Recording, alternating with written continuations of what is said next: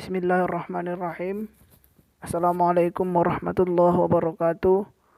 Alhamdulillahirabbil alamin. Wahdahu wassalatu wassalamu ala asyrafil anbiya'i wal mursalin sayyidina Muhammad wa ala alihi wa sahbihi ajma'in. Amma ba'd. Allahumma salli ala sayyidina Muhammad wa ala ali sayyidina Muhammad.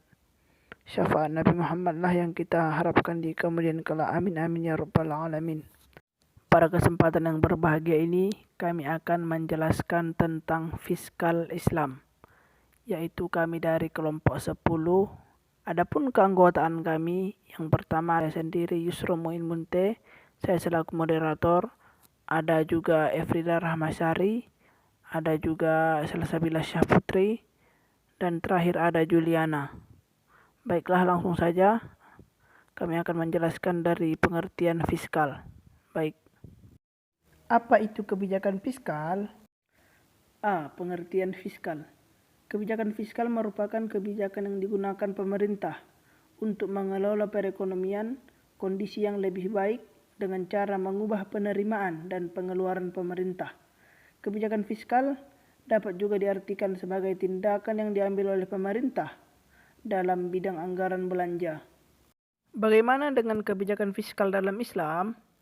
Baik, selanjutnya yang B, kebijakan fiskal dalam Islam. Kebijakan fiskal dalam Islam bertujuan untuk menciptakan masyarakat yang didasarkan pada keseimbangan distribusi kekayaan dengan menempatkan nilai-nilai material dan spiritual secara seimbang. Kebijakan fiskal lebih banyak peranannya dalam ekonomi Islam dibanding dengan ekonomi konvensional. Mengapa demikian?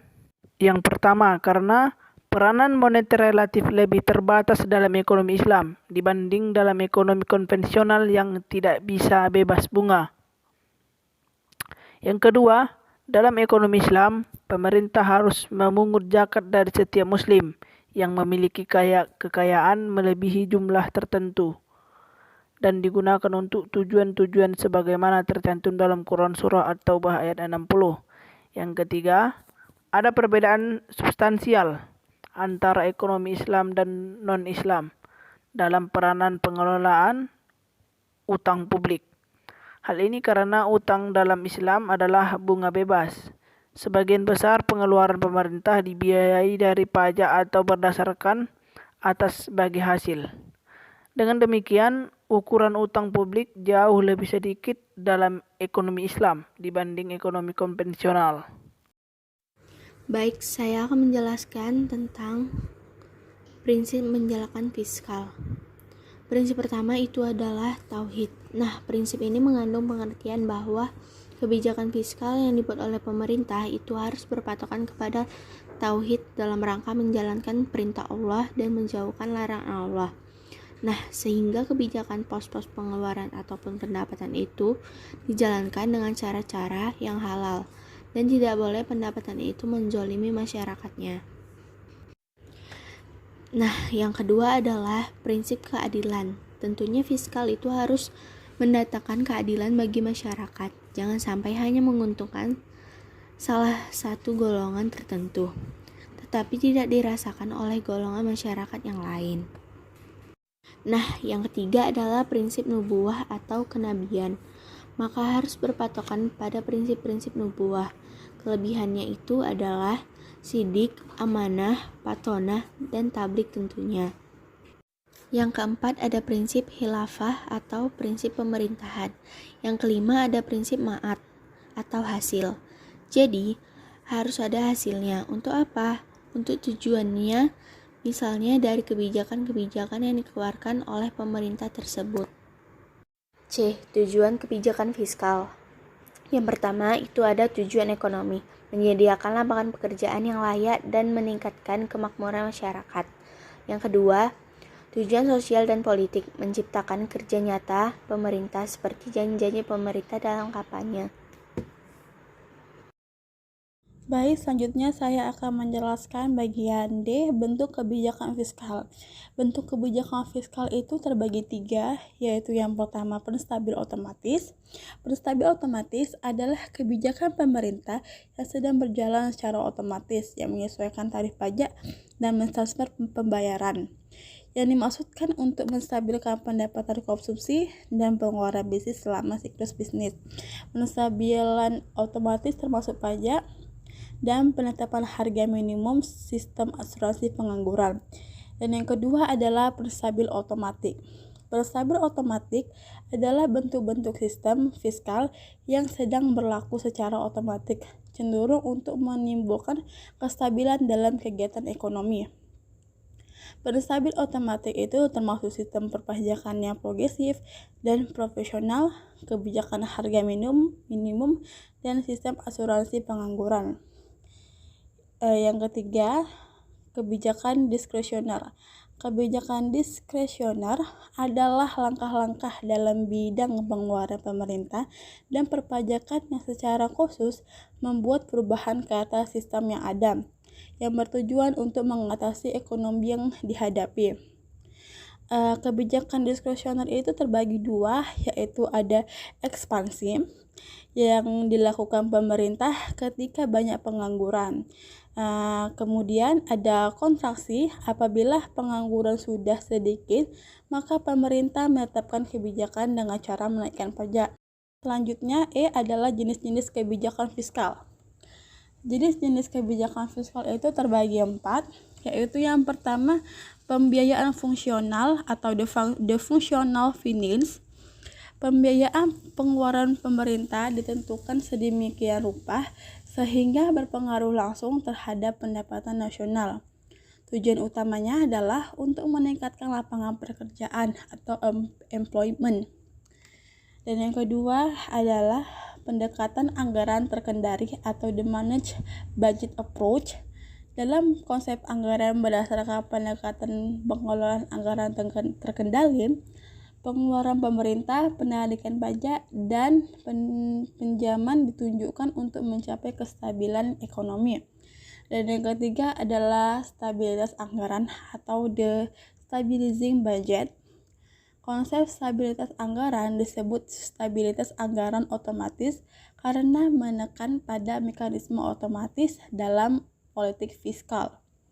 Dan yang terakhir adalah pendekatan anggaran belanja berimbang atau balance budget approach. Cara yang diberikan dalam hal ini adalah anggaran yang disesuaikan dengan keadaan atau manage budget. Tujuannya adalah tercapainya anggaran berimbang dalam jangka panjang. F. Fungsi kebijakan fiskal. Fungsi kebijakan fiskal diatur dalam Undang-Undang Nomor 17 Tahun 2003 Pasal 3 Ayat 4 tentang keuangan negara, yaitu fungsi otoritas, perencanaan, pengawasan, alokasi, stabilisasi, dan distribusi. Fungsi otoritas. Fungsi otoritas adalah ketika anggaran negara menjadi pedoman untuk mencari pendapatan dan belanja untuk tahun yang bersangkutan. Fungsi perencanaan. Fungsi perencanaan merujuk ketika anggaran negara menjadi dasar bagi manajemen dalam merencanakan anggaran tahun yang bersangkutan. Fungsi pengawasan. Pengawasan adalah anggaran negara menjadi pedoman untuk menilai apakah kegiatan penyelenggaraan pemerintah negara sesuai dengan ketentuan yang telah ditetapkan. Fungsi alokasi. Fungsi alokasi yaitu ketika anggaran negara dialokasikan untuk tujuan mengurangi tingkat pengangguran dan pemborosan sumber daya, serta menambah efisiensi dan efektivitas perekonomian negara. Fungsi distribusi. Fungsi distribusi yaitu ketika kebijakan negara membuat kebijakan anggaran dengan adil dan rasa kepatutan. Fungsi stabilisasi. Fungsi stabilisasi yaitu ketika anggaran pemerintah menjadi alat untuk memelihara dan mengupayakan keseimbangan fundamental perekonomian. Selanjutnya adalah G. Instrumen fiskal.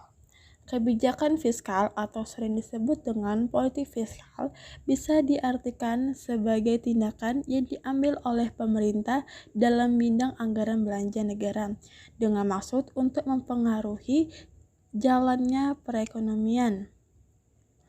Anggaran belanja negara terdiri dari penerimaan dan pengeluaran. Adapun sumber dari penerimaan pemerintah yaitu pertama ada pajak,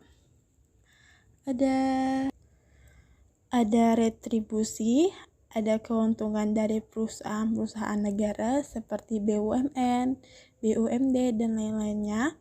Ada dari denda-denda, ada sumbangan masyarakat untuk jasa, dan juga ada pencetakan uang kertas, ada dari hasil undian negara, dan juga ada dari pinjaman, baik dari dalam negeri maupun dari luar negeri.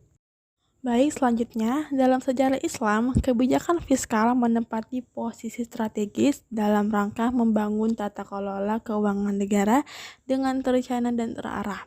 Penertiban anggaran pendapatan dan belanja negara dilakukan melalui sebuah lembaga yang dikenal dengan Baitul Mal.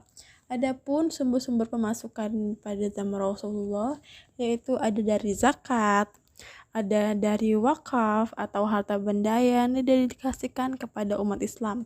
Kemudian ada dari nawaib atau pajak, ada ghanimah atau sumber pendapatan negara, ada kharai atau tribut soil atau pajak. Kemudian ada jizyah atau tribut capit atau pajak kekayaan. Kemudian ada khums atau dana yang diperoleh dari 1/5 bagian rampasan pada masa perang. Kemudian ada ushur yaitu biaya impor yang dikenakan kepada semua pedagang. Kemudian ada kharafah atau adalah benda atas kesalahan yang dilakukan seorang muslim. Kemudian ada pinjaman atau utang, ada anwal fadlah atau harta benda kaum muslimin yang meninggal tanpa ahli waris. Sekian, terima kasih. Saya kembalikan kepada moderator. Oke, baik, terima kasih saya ucapkan kepada rekan-rekan semua, yaitu Efrida, Rahmasari Siregar, Salsabila Syahputri, saya sendiri, dan Juliana atas kerjasamanya. Sekian, wabillahi taufiq wal hidayah. Wassalamualaikum warahmatullahi wabarakatuh.